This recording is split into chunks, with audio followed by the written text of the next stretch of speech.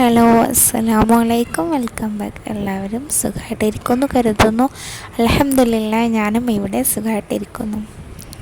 ഞാൻ ഇന്ന് വന്നിട്ടുള്ളത് ഒരു ഹാഫ് ഡേ ഇൻ മൈ ലൈഫായിട്ടാണ് കേട്ടോ.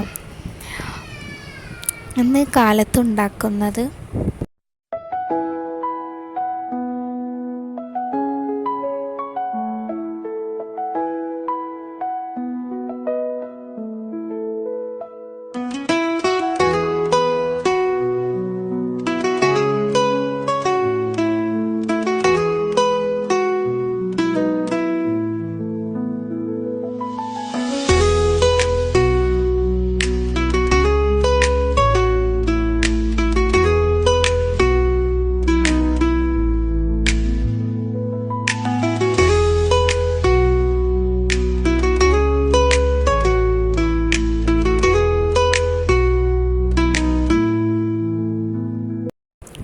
ദോശയാണ് ബ്രേക്ക്ഫാസ്റ്റിന് ഉണ്ടാക്കുന്നത്. പിന്നെ ഇതിൽ ദോശക്ക് കറിയായിട്ട് കോളിഫ്ലവറിന് ഗ്രേവി ടൈപ്പിൽ ഉണ്ടാക്കാൻ കരുതി. അത് കോളിഫ്ലവർ ആവശ്യത്തിന് കോളിഫ്ലവർ മുഴുവൻ എടുത്തണം.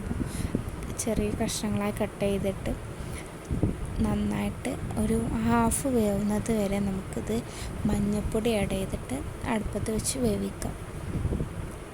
പിന്നെ അതിലേക്ക് നമ്മൾ തക്കാളി, ഒരു 2 തക്കാളി, 2 സവാള, പച്ചമുളക്, ഇഞ്ചി, വെളുത്തുള്ളി ഇതൊക്കെ ആവശ്യത്തിന് എടുക്കണം. പിന്നെ ഇത് വേവിച്ച് വെച്ച കോളിഫ്ലവറിലേക്ക് മല്ലിപ്പൊടി, മുളക് പൊടി എല്ലാം ആഡ് ചെയ്തിട്ട് ഉപ്പ് ആഡ് ചെയ്തിട്ട് ഇതൊന്ന് ഷാലോ ഫ്രൈ ചെയ്യുന്നുണ്ട്.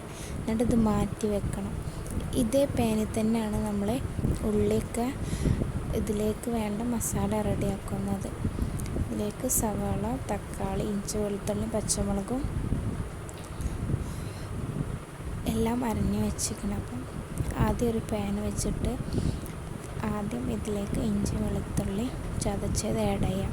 അത് മൂത്ത് വരുമ്പോൾ ഇതിലേക്ക് സവാള ആഡ് ചെയ്യാം. സവാള വന്നതിന് ശേഷം 2 തക്കാളി, പച്ചമുളക് എരിവിനനുസരിച്ചിട്ട് പച്ചമുളക് എടുക്കുക. അതെല്ലാം അതിലേ ആഡ് ചെയ്തിട്ട് ആവശ്യത്തിന് ഉപ്പ് ആഡ് ചെയ്തിട്ട് ഇത് വഴന്ന് വരുന്നത് വരെ കത്തിക്കുക.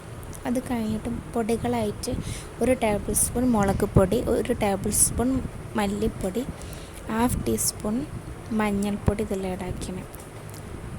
പിന്നെ ഷാലോ ഫ്രൈ ചെയ്ത കോളിഫ്ലവർ ഇതിൽ ചേർത്തിട്ട് മിക്സ് ആവുന്ന രൂപത്തിൽ കുറച്ച് വെള്ളം ഒഴിക്കാം.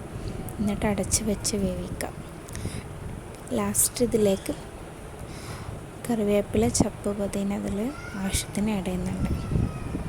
ഇതിൽ വേണമെങ്കിൽ ഗരം മസാല ആഡ് ചെയ്യാം, ഓപ്ഷനിലാണ്, ഞാനിതിൽ ചേർത്തില്ല.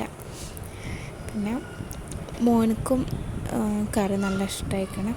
ആളെ സ്കൂൾക്ക് ലഞ്ചിന് ഈ കറി തന്നെ വേണമെന്ന് പറഞ്ഞിട്ട് ഇതൊക്കെ വെച്ച് കൊടുത്തിന്. ഇങ്ങനെ ചെയ്യാത്തവരെന്തായാലും ട്രൈ ചെയ്ത് നോക്കാം. നെക്സ്റ്റ് വീഡിയോ ആയിട്ട് വരുന്നത് വരേക്കും ടേക്ക് കെയർ. അസ്സലാമു അലൈക്കും. Bye bye.